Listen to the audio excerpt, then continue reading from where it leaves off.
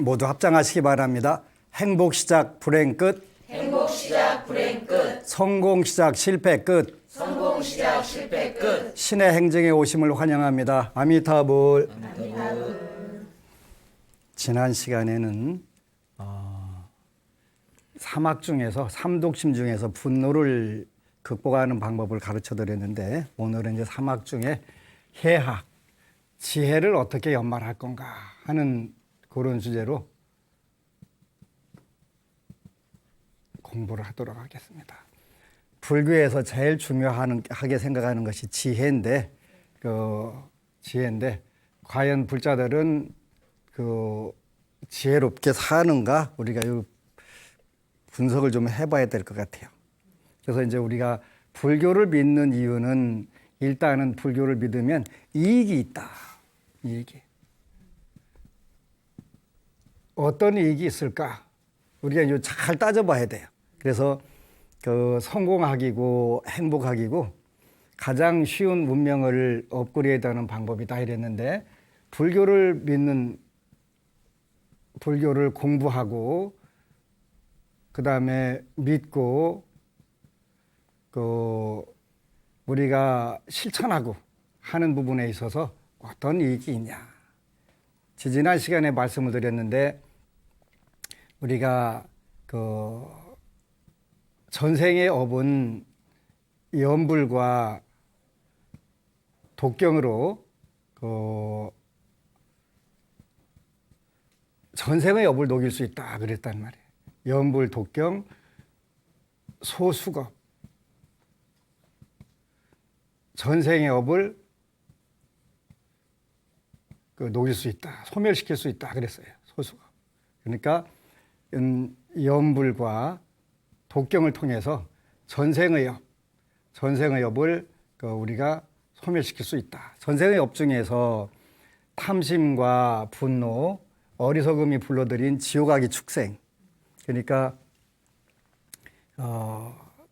불교에는 육도중생 그랬는데, 육도중생. 이 중생은 육도를 6가지 세계를 방황한다. 그래서 육도중생 이렇게 하는 거예요. 그러니까 이제 그 중에서도 여기 수겁에 해당하는 부분은 지옥, 악귀, 축생. 요게 이제 바로 삼독이 만들어낸 세계가 되는 거예요. 삼독이. 그러니까 삼독이 뭐라겠냐면 탐진치라고 그랬어, 그죠? 네. 탐내고 성내고 어리석은 부분들이 요 세계를 만들었는데, 요 세계를 이 전생에 우리가 읽었던 삼독에 의해서 만들어진 지옥악의 축생 세계를 소멸시킬 수 있다. 소멸시킬 수 있다. 염불과 독경을 때 그런 이익이 있다. 그 다음에 그러면 첫 번째 전생의 업을 소멸한 데는 염불, 독경보다 더 좋은 게 없다. 그러면 현생에는 어떻게 살을까? 다음 생을 위해서. 그래서 이제 우리가 현생은 불자라면 계를 지키고, 그 다음에 익혀야 될 게 있다. 이게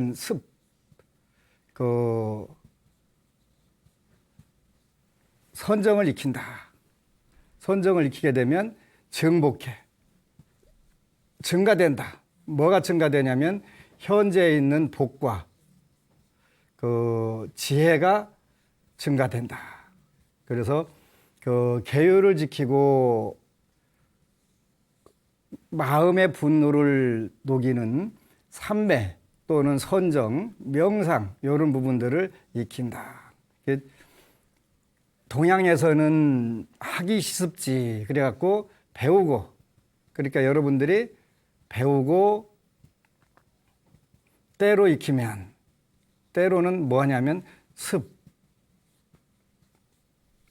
논어에 나오는 삼락인데, 배우고 또 뭘 해야 되냐면 익혀야 된다. 때때로 익혀야 된다. 그러니까 요 습이라고 하는 건 늘 습관이 되도록 여러분들이 반복하게 되면은, 그러니까 계율을 늘 지니고 마음의 안정을 찾는, 분노를 몰아내는 그 방법을 계속 익히게 되면 당연히 복덕과 지혜가 늘어나게 된다.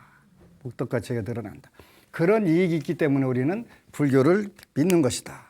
그래서 전생의 업도 녹이고 현생의 복도 증장시킬 수가 있으니까 이보다 더 확실한 운명을 바꾸는 방법은 없다. 그리고 아주 논리적으로도 떨어지고 현실적으로도 그 효과가 가장 빠르게 나타난다. 하기 시습지면 불여겨로하 그랬네. 배우고 때를 키지 않으면 이 또한 기쁘지 아니한가 그러지. 그러니까 이게 기뻐해야 되는데 요 기뻐하는 내용이 뭐냐면 바로 해학이다. 해학. 그러니까 지혜를 어떻게 연마를 하냐. 그러니까 지혜라고 하는 것은 여기서 말하면 우리가 사는데 가장 결국은 삼학을 통해서 그 해라고 하는 해학이라고 하는 뭐냐면 첫 번째가 그 삼학인데 우리가 계를 지키는 것이 지혜다. 그 다음에 마음을 평정하게 해서 분노를 일으키지 않는 것이 지혜다. 이렇게 되는 거예요. 그래서 삼학에서의 해학이라고 하는 것은 바로 계율을 지니고 그 선정을 익히는 것이 바로 지혜가 된다. 그래서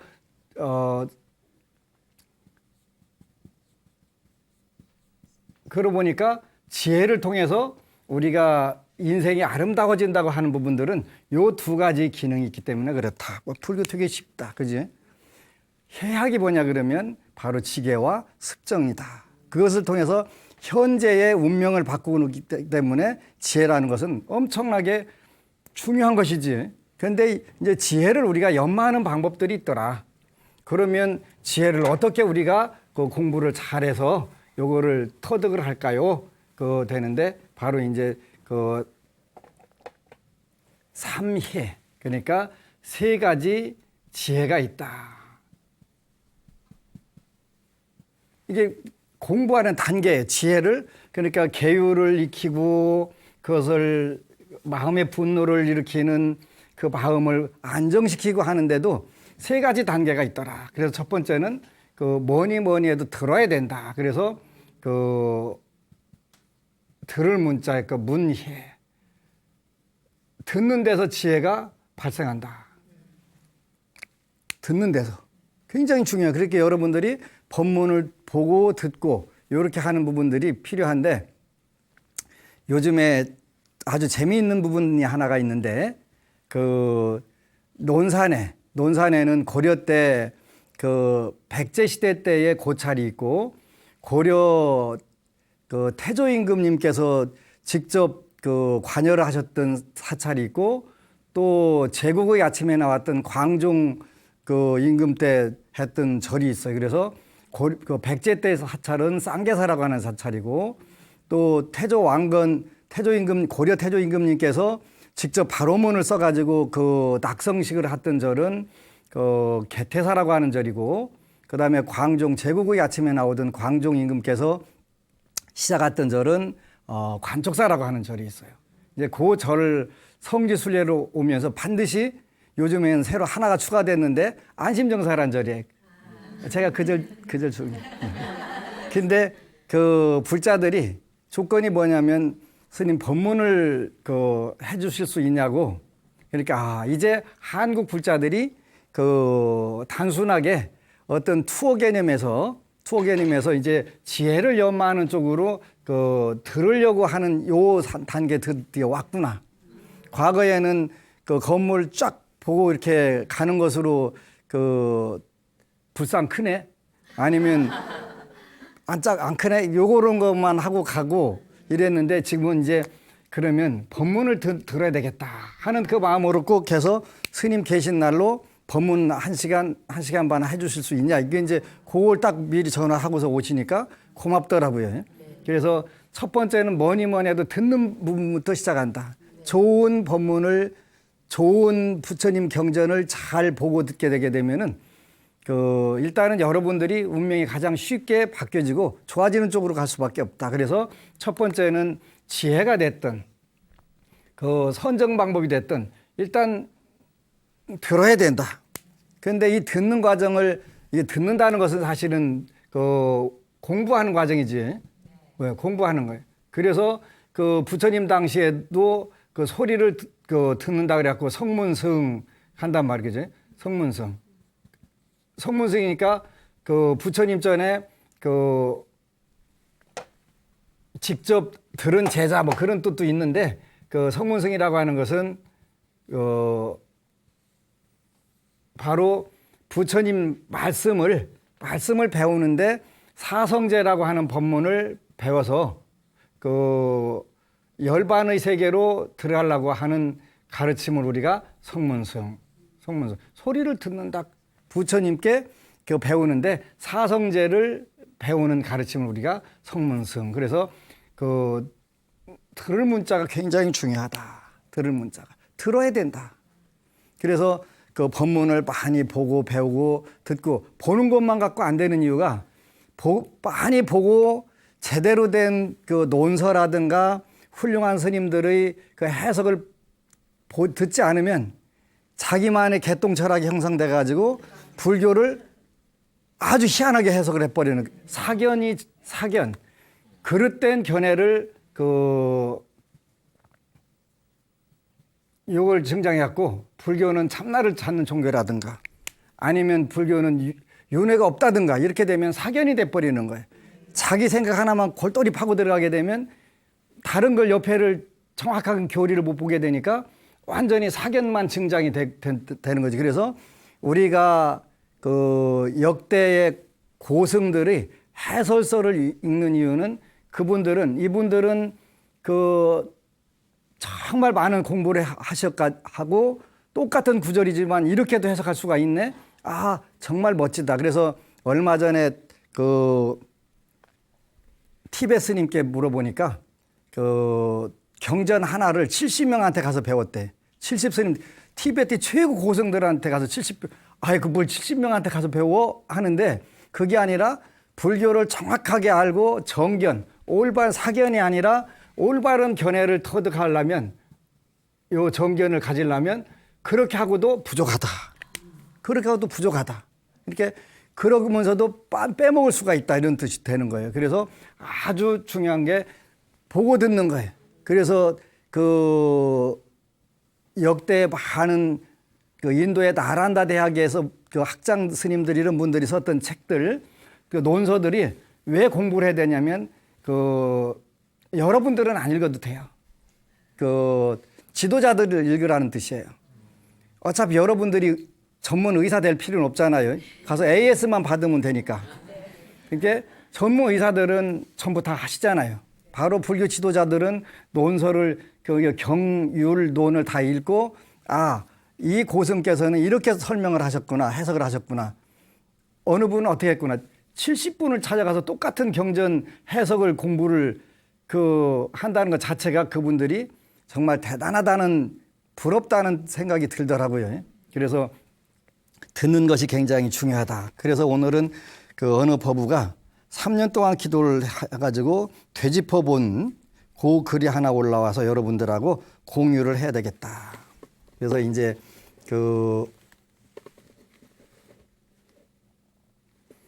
2013년 처음 야광선에 발을 디뎠을 때는 정말 힘들고 앞이 막막한 때였습니다. 오죽했으면 스님 친견에 이제 와서 어떡하라고? 진작에 오지. 이런 말씀을 하셨으니까요. 스님을 만나기 전까지는 답답해서 절에 가서 지장경 1, 2품 정도 읽고 그냥 매달리는 어설픈 기도만 하였었는데요. 스님을 친견하고 나서는 그래도 열심히 기도해 보세요. 라는 말씀에 따라 소원표 작성해서 매일 지장경 독경을 21일, 49일, 100일 그렇게 해서 지난 10월에 3년 기도를 마쳤네요. 처음 21일, 49일을 마치고는 조급한 마음에 의심도 들고 해서 한 번 2, 3일 기도를 안 해보기도 했습니다. 그런데 기도 안 한다고 특별히 뭔가 할 일이 있는 것도 아니고 그럴 바에는 차라리 기도를 하자 마음 먹고 그 이후로 3년 동안 지방에 갈 일 있으면 지장경을 들고 다니면서 읽고 남편 계모임 따라 펜션 가면 새벽에 부엌에 가서 기도하고 그리고 피치 못한 일로 빠뜨리면 다음날 2번 독경하고 이렇게 이제 기도가 시작된 거예요. 그지? 일단 시작이 중요한 거예요. 시작을 하시고 그다음에 간절한 마음이라고 하는 것은 그 잘못 이해를 하는 경우가 있는데, 간절한 마음이라는 것은 부처님 그 살려주시오 죽여주시오 하는 그런 마음이 간절한 마음이 아니라 꾸준히 오로지 하루도 빼지 않고 그 시간에 정확하게 일어나서 하는 것으로 우리가 간절하다 이렇게 표현하는 거예요. 안 되면 안 됩니다. 죽여주시오 살려주시오. 그거 간절한 마음 아니에요. 예. 그 기분 좋을 때는 조금 하는 듯 하다가 안 좋으면 또 포기하고, 그것도 간절한 마음이 아니고 꾸준히 오로지가 간절한 마음이에요. 그래서 이제 하여간 펜션에 가면 새벽에 북에 가서도 읽고 이렇게 했어요. 3년 동안 어떤 변화가 있었을까 되짚어 보니, 첫 번째, 제일 먼저 사업 실패 후 우울증과 함께 실의에 빠져 있던 남편. 첫 번째 남편이시네요. 연매출 7, 80억 작은 회사를 운영하며 커졌던 배포가 한순간에 사그라들면서 우울증에 의처증에 사람을 힘들게 하더니 이제는 열심히 매일 일하러 나가고, 매일 마시는 술은 어떻게 하지 못하지만 어느 순간 소주에서 막걸리로 바뀌고, 며칠 전부터는 스스로 매일 아침 출근 전에 극락전에 들려서 칠배를 한다고. 그 어느 분이 안심정사 가면 왜 이렇게 영단에 술이 잔뜩 있어요? 그거 질문을 했더라고요. 그래서 그 많은 분들이 이제 집안에 술이 문제가 되는 경우가 있잖아요. 그래서 술을 못 끊는다는 거예요. 그래서 임상 실험을 시켜보니까 술을 많이 마시는 분들은 그 영단에나 그 산신각에 술 박스로 갖다 올리니까 대부분 끊더라고요. 희한하게 안 마시더라고요. 거기에 힘을 빌어서 그렇게 일단은 본인이 살아있는 사람이 마시는 것보다는 돌아가신 조상들 중에 술 좋아하시는 분들이 드시고 대신 드셔달라고 이렇게 했더니 술을 신통 아주 방통하게 끊는 거예요. 그래서 이 방법 되게 좋다. 되게 좋다. 그래서 하겠는데, 그래서 이제 제수불공 때 스님 말씀 듣고 매번 소주 2병씩을 올렸는데 막걸리로 바뀌고부터는 막걸리 2병씩 올리고 있습니다. 언젠가 그 막걸리도 안 올리게 되겠지요. 이렇게 되는 거예요. 그게 지혜를 발휘하는 거예요. 지혜. 오늘의 제목은 지혜니까. 어느 순간부터 남편 핸드폰에 제 이름은 관세음보살로 입력되어 있습니다. 이제 부인이 관세음보살 된 거예요. 너무 멋지잖아요. 그지? 이런 때 박수 한번 치자고요. 어느 순간부터 남편 핸드폰에 제 이름은 관세음보살로 입력되어 있습니다. 제가 잔소리도 안 하고 본인 하고픈 대로 놔두고 간섭을 안 하거든요. 두 번째, 아빠 사업 실패 후 방황하면서 엄마 감춰둔 돈 없냐고 그렇게 묻던 큰아들, 제 큰아드님이시군요. 거제도에서 열심히 기술 익혀서 연봉도 제법 되고 내년부터는 평택 삼성으로 출근하게 되었네요. 소원표에 인류 기술자 되게 하시고 직업 안정하게 해달라고 하셨대요. 그래서 이렇게 됐고, 이제 세 번째, 갑자기 닥친 일에 학업을 접고 조그만 회사에 취직하여 의료보험 부담을 덜어준 딸. 작은 회사에 다니다 보니 매일 야근에 힘들어 하더니 올해 7월 말일자로 그만두었어요. 3개월을 쉬고는 11월부터는 정부 출연 경제연구소에 이직하여 제대로 된 직장 생활을 시작했고, 소원표에 급여, 복지 등 더 좋은 조건의 직장으로 이직하게 해 주십시오 하고 기도했대요. 이제 네 번째, 힘든 상황에서도 스카이대 합격한 막내 아들. 2012년 1학기를 마치고는 상의 한 번 없이 휴학계를 내서 속상하게 하고 6개월을 알바하면서 애를 태우더니 어느 날 해병대 지원해서 군대에 가버렸습니다. 너무나 속상했고 한편으로는 미안한지 그래도 군 생활을 무사히 마치고 복학해서 열심히 공부하여 이제는 전액 장학금에 기숙사비 면제에 기숙사 관리 알바로 학기당 180만 원씩 벌고 이번 가을 학기부터는 생활비까지 지원받는 장학금도 받고 성적도 최상위를 유지하여 방학이면 최우선적으로 학교 알바 주어지고 복학 후 용돈 한 번 준 적 없음. 이렇게 쓰셨네요. 마지막으로 다 그리고 다. 너무 힘들어서 2013년에는 한강에도 가보고 뭐라 갔을까? 한강에도 가보고 그때 한강에 수상법당이 있다는 것도 알았대요. 뭐 한강에 좋은 일 하러 가려고 기뻐서 뭐 무슨 거기 안 했을 거예요. 그지? 작년에는 2달에 걸쳐 봉정암만 5번 가서 매달려도 보고 2015년 친정아버지 도움으로 부동산 사무실을 오픈했지만 처음에는 유지도 힘들었고 그때마다 건건별로 매일 기도할 때 지장보살님께 매달리는 수밖에 없었어요. 이대로 무너질 수 없다는 생각과 나는 할 수 있다는 다독임으로 기도밖에. 그 결과 이제는 서서히 자리를 잡아가는 중입니다. 남편 사업 힘들 때 지인으로부터 빌린 돈을 매번 이자 포함해서 갚아나가다가 없을 때는 이자만 주고 그랬는데 지난 9월에 전화가 와서 이제 안 갚아도 된다고, 그동안 이자로 준 돈 합해서 원금이 다 되었다고, 그렇게 해서 700만 원 정도 탕감을 받기도 하고, 이렇게 3년 기도로 저희 가족들은 모두 각자의 위치에서 방황의 막을 내리고 더 성숙한 모습으로 더 나은 내일을 향해 살아가고 있습니다. 처음 3년 잡고 기도할 때는 엄청 길게만 느껴졌는데 막상 3년을 채우고 나서 뒤돌아보니 살기 바빠서인지 기도 매 순간마다 잡념이 많아서인지 길지도 않았던 것 같습니다. 하루하루가 불안하고 막막할 때 기도의 힘으로 길거리를 다니면서도 지장보살을 부르며 오늘 기도로 무엇이 이루어졌는지 따지지 않고 그냥 매일 꾸준히 하다 보니 어느새 하나하나가 이루어져 있었고, 안 이루어진 소원은 아직 때가 안 되었거나 이렇게 하다 보면 언젠가는 되겠지 하는 믿음으로 이렇게 정말 잘 되를 외치며 긍정의 힘으로 버텨온 3년. 지나온 3년보다는 더 좋은 날들이 남아있기에 긍정 마인드. 매일 기도하며 부처님께서는 정말 잘 되라고 외칠 거니까 더 열심히 기도하고 봉사하며 실천하는 삶을 살아가리라 다짐하며 스님께 무한한 감사를 드립니다. 스님 감사하고 또 감사합니다. 요새 탕감도 많이 나오는데 박수 한번 쳐주세요. 고맙습니다.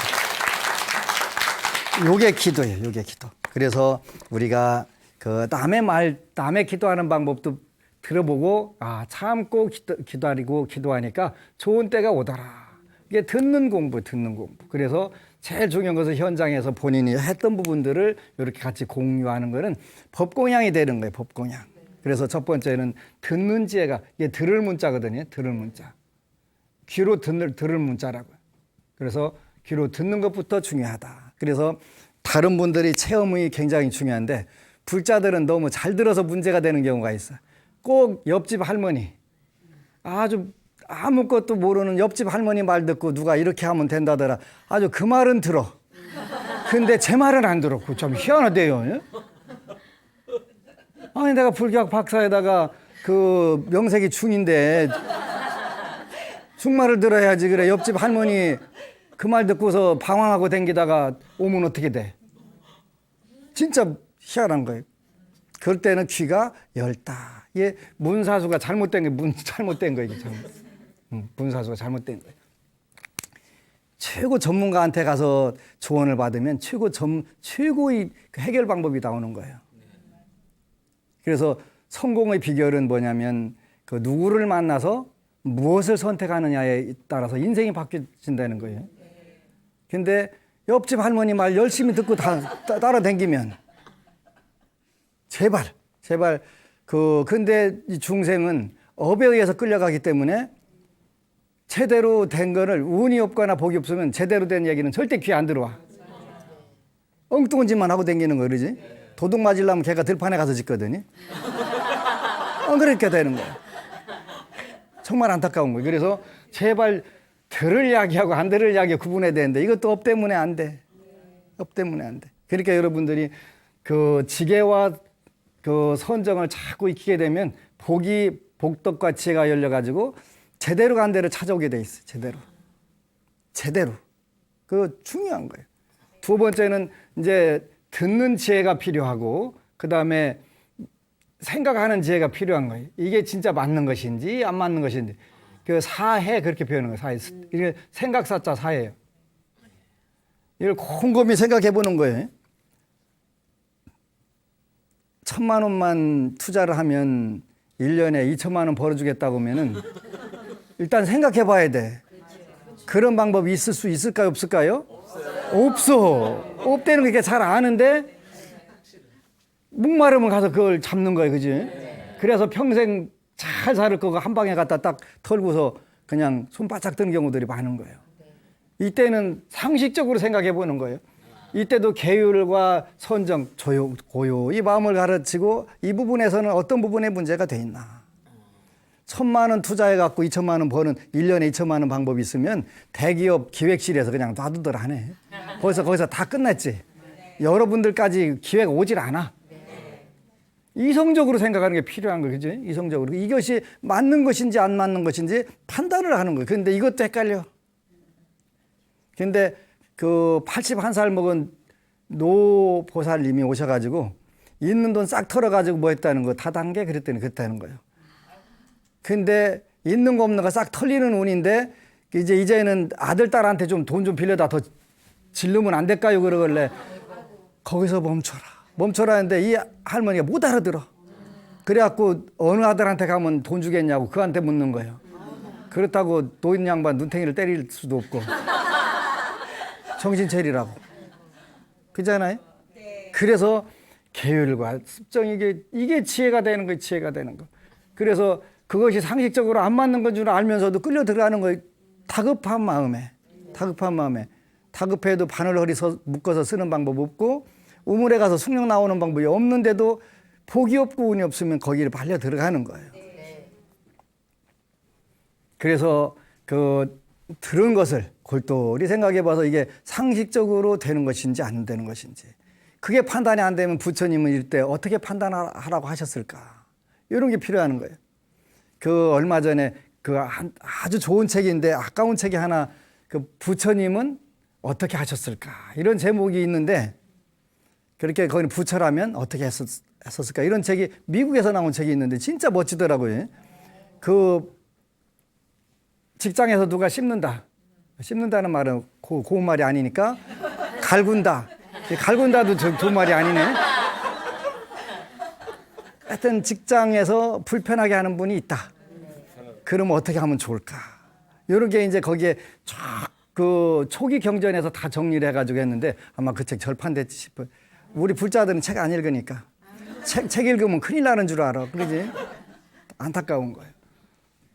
듣는다는 것은 공부한다는 뜻이니까 이거는 본다는 뜻도 되는 거예요. 꼭 들으려고만 귀만 쫑긋 하고 다니지 말고 부처님 좋은 서적들 근거가 확실하게 있는 말씀들 요걸 듣고 보고 듣고 그다음에 잘 생각을 하는 거예요. 그걸 익히는 거예요.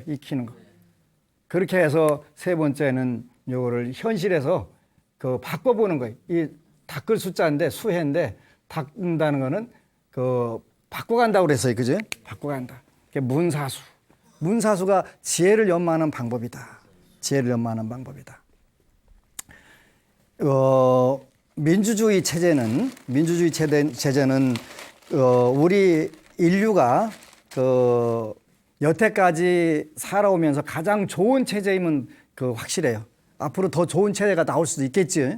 민주주의 체제가 좋은 체제인데, 그런데 민주주의에는 요거 때 이제 민주주의가 발달하다 보니까 그 네 가지 그 병통이 있더라. 병통이 네 가지가. 그래서 그 네 가지가 뭐냐면 그 민주주의는 어느 나라고 간에 그 일단은 파당으로 갈려지더라.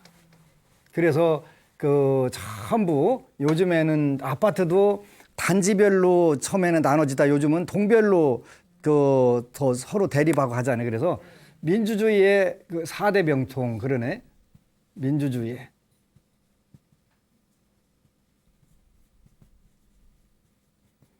4대 병통. 네 가지가 문제가 되더라는 거예요. 첫 번째가 파당. 전부 그 파당으로 다녀가지고 잘났네 못났네 가면서 요거 이제 싸우고 앉는 거지. 두 번째는 또 지역으로 또 나눠가지고 그 또 싸우는 거예요. 이게 민주주의의 특징이라는 거예요. 병통이 병통. 이게는 그 잘못된 거란 거지. 그 다음에가 그런가 하면 또 세대별로. 네 번째는 전부 이익단체로, 이익으로 또 전부 다 그 구분이 돼가지고 보통 골치 아픈 게 아니지. 요게 그 왕성하게 되면 그 나라는 망해가는 거예요. 망해가는 거예요. 그래서 우리가 파당을 자꾸 초월하려고 노력을 해야 되고, 지역을 초월하려고 노력해야 되고, 세대를 초월하려고 노력하고, 특히 가장 문제가 이 세 가지가 전부 뭐 때문에 생기냐면 요 이익을 추구하는 것 때, 사리 사욕을 추구하는 것 때문에 생기는 거잖아요. 그러지? 그래서 이런 부분들을 우리가 그 계율에 의해서 우리가 두 번째 살생하지 마라, 도둑질하지 마라. 이게 투도라고 하는데 도둑질하지 마라. 이게 그 요는 요즘 용어로 표현하면 경제정의 실현이에요. 경제정의 실현. 그러니까 우리가 경제정의를 실현하지 않으면 우리는 언제든지 그 사회는 그 불안해지게 돼 있어요. 그래서 우리가 그 내가 이 위치에서 어떻게 하는 게 가장 올바른 것인지 고민을 해야 돼요. 사회가 혼란해지면 제일 어려운 사람들은 못 사는 사람들이 어려워지는 거예요. 잘 사는 사람들은 관계없어요. 그러면 그 대부분의 많은 그 흙수저들, 요즘 말하는 흙수저들이 문제가 되지요. 근데 자기 자신을 흙수저라고 비하할 필요가 절대 없어요. 불교에서는 생각이 운명이다 그랬어요. 생각이 운명이다. 운명 따로 있고 그 생각 따로 있는 게 아니라 생각이 운명이다. 그렇기 때문에 자기 자신을 그 흙수저라고 보면 흙수저가 되는 것이고, 그 금수저라고 보면 금수저가 된다. 그래서 민주주의 4대 병통을 고치는 방법은 이걸 우리가 초월하는 것이다. 초월하는 거. 우리가 파당을 초월하고 좀 더 넓게 보자는 거예요.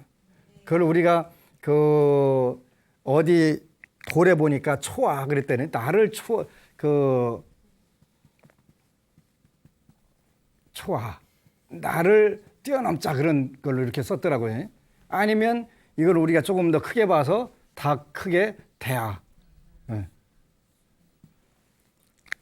태성적 견지에서 우리가 조금만 보게 되면 불자들이 앞으로 할 일들이 이런 부분들에서 굉장히 중요한 부분들이 있어요. 그러지?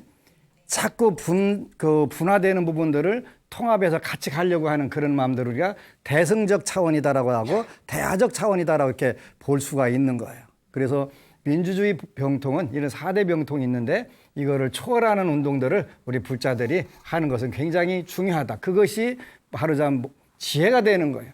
그렇게 되면 그 나만 불교를 믿고 계율을 지키고 마음을 고요야 하면 그 손해 나지 않을까요?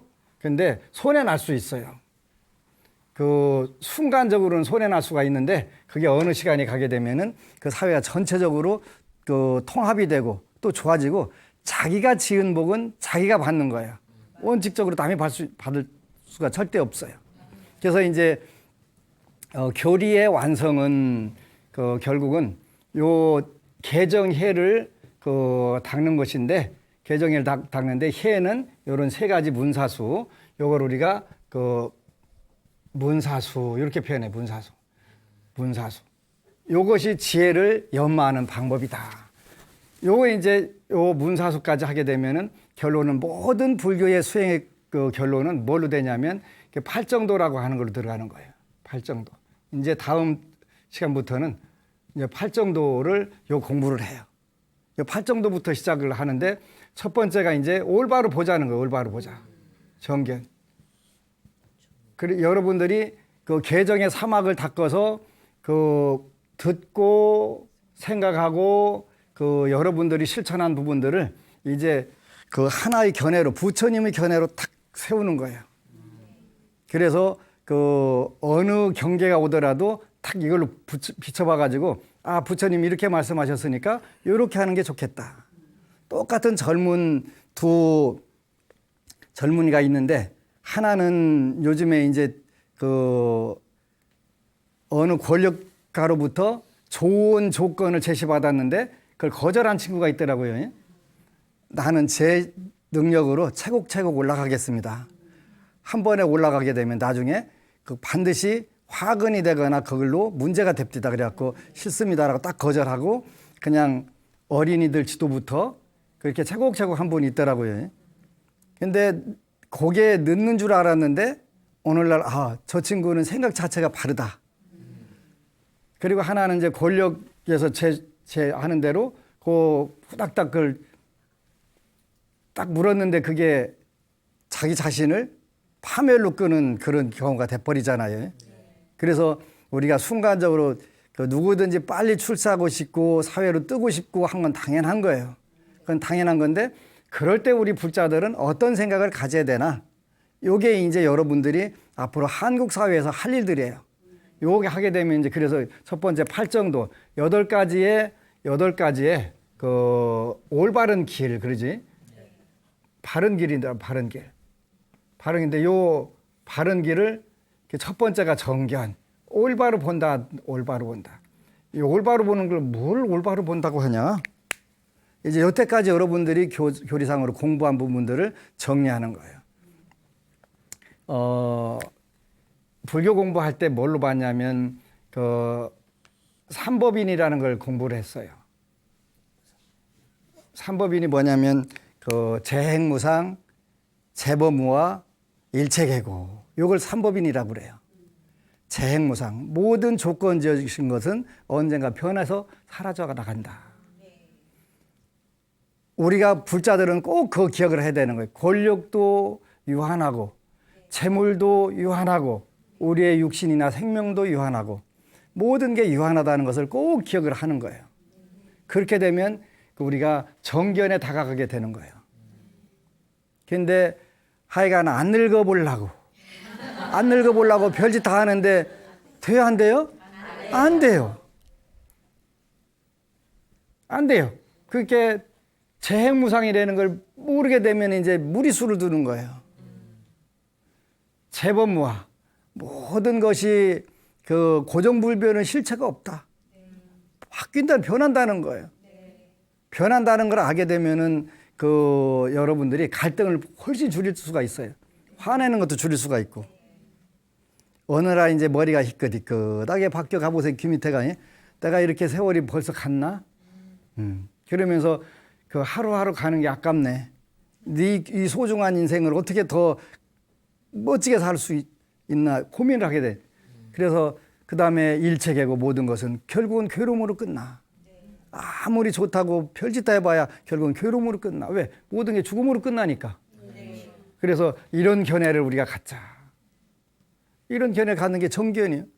그것만 아닌가 사성제라고 하는 것. 4가지 거룩한 진리라고 하는 괴로움의 진리, 괴로움의 원인이라고 하는 진리. 괴로움은 왜 발생하는데? 요 삼법인이라는 게 결국 괴로운 것인데 왜 발생하는데? 그렇게 이제 그 여기에서 사성제라는 게 괴로움의 그 진리는 여기에서 되는데 그러면 거기뿐만 아니라 그 멸성제하고 도성제 길이 있네. 이런 길을 우리가 가게 되면 우리는 결국 열반의 세계와 극락의 세계로 나갈 수 있다는 그 견해를 이제 확실하게 믿는 거예요. 확실하게 믿는 거예요. 그래서 이런 것이 정견이구나. 그러면 우리가 이것을 그 수행을 하는데 어떻게 하면 된다? 사막을 공부하면 된다. 요렇게 체계적으로 딱 되는구나. 이거 정견이네. 여기에서 요거 공부하는 것은 사막이고 요거에 대해서 인식하는 것은 이게 이제 그 괴로움의 진리고 이게 고집의 진리는 그 삼법인에서 나오고 사막은 요거는 멸성제 도성제가 된단 말이에요. 불교라는 게 이렇게 그 체계적으로 멋지구나. 요게 결국은 사성제를 공부하는 것이 뭐냐면 제대로 가는 것이 정견이다. 괴로움과 괴로움의 그 원인에 관련된 진리, 그 다음에 괴로움이 소멸된 열반의 세계와 그 세계로 나가는 길이 있다는 진리. 삼법인과 사막이 사성제를 앞뒤를 이루고 있구나. 이게 정견이구나. 오늘부터 괴로울 게 아니라 이 부분들을 우리가 철저하게 하나씩 생활해서 익혀나가 보자. 익혀나가는 거 그러지. 이게 수예요. 반복해서 배우고 때로 익히게 되면, 익숙하게 되면 그것이 어느 정도 습관이 될 때. 페이스북에 그런 게 올라와 있더라고. 그 동영상 애니메이션으로 나왔는데 어느 아주 가난한 그 노파가 부처님께, 부처님 저는 왜 이렇게 되는 게 없고 살기가 팍팍하고 힘들까요? 그러니까 지은 복이 없어서 그래. 지은 복이 없어서 그래. 그러면 어떻게 이 현실에서 복덕과 지혜를 증장할 수 있을까요? 그러니까 베풀어라. 부처님 저는 가진 게 아무것도 없는데요. 그래도 너는 몸뚱이가 있고 입이 있고 생각이 있지 않냐. 삼업으로 질 수는 있다. 그래서 그때 이제 그 재물이 없어도 질 수 있는 7가지 그 보시, 무제칠시라고 하는 게 나오는 거예요. 그죠? 얼굴부터 스마일부터 시작하는 거예요. 스마일부터. 그래갖고 그 무제칠시는 여러분들이 인터넷에서 찾아보면 나와요. 그 찾아보라면 안 찾아보지. 찾아가지고 여러분들이 하나씩 공부해야 돼. 지금 시간이 안 되니까. 그래서 그러면 언제쯤 발복할까요? 그랬더니 그것이 습관이 되면. 그 습관이 되면. 한 번 했다고 되는 게 아니라 습관이 되면. 그게 습관이 되는데 3년 걸리는 분도 있고 30년 걸리는 분도 있고 3일 걸리는 분도 있고 이렇게 다르겠지. 그거는 어떻게 내가 어떤 마음으로 접근하느냐에 따라서 달라질 수가 있단 말이에요. 그래서 이렇게 팔정도의 첫 번째는 정견인데 사성제의 고성제, 집성제는 삼법인에서 나오고 그다음에 그 멸성제, 도성제는 사막에서 나오는구나. 이걸 이렇게 수행을 하게 되면 정견이라고 하는구나. 정견은 사성제를 철견, 정확하게 알고 철저하게 아는 것을 우리가 그 정견이라고 하는구나. 올바로 봐야 돼. 올바로 누가 맨날 이렇게만 보가? 하잖아요. 똑바로 보는데. 그래서 여기서는 견해를, 불교적 견해를 잘 가지고 세상 살게 되면 이게 이제 아름다워져는 거예요. 아, 처음에는 내가 손해나는 것 같고, 제일 손해나는 것 같은 게 이제 채식하려면 그 모임에 가서 남들은 고기랑 맛있는 거 먹는데 그 채식하려니까 그거 안 먹으니까 엄청나게 손해나는 것 같잖아요. 아니, 그 독이 많이 들어있는 걸 먹는데 발암물질 잔뜩 들어있는 거 먹는데 뭐가 손해요? 안 먹는 게 이익이지. 안 먹는 게 이익이란 말이에요. 근데 하여간 그 똑같이 돈 내고서 자기는 채소만 먹으면 손해나는 줄 아는데 그게 이익이라니까. 그게 이익이니까. 중생은 생각이 전도가 돼서 거꾸로 돼서 그걸 몰라. 그러니까 자기한테 이로운 거는 해로운 건 줄 알고 해로운 건 이로운 건 줄 아는 거예요. 손해 안 나. 부처님 법에는 무량한 공덕이 있으니까 무량한 이익이 있다는 뜻이에요. 그러니까 한 생뿐만 아니라 세세생생 이렇게 아름다운 그 이익이 있는데 우리는 그걸 모르니까 늘 등신짓을 잘 하는 거예요. 그지? 그래서 모쪼록 불자들이 사회에서 그 활동을 부처님의 팔정도 첫 번째 이제 정견을 설명을 했는데 요거부터 하나씩 익혀가지고 물론 여러분들이 금방 정견이 딱 들어서 갖고 나는 불자 이렇게 하면 뭐 가장 좋지만 그건 하루아침에 이루어지진 않아요. 하다 보니까 어느새 됐네.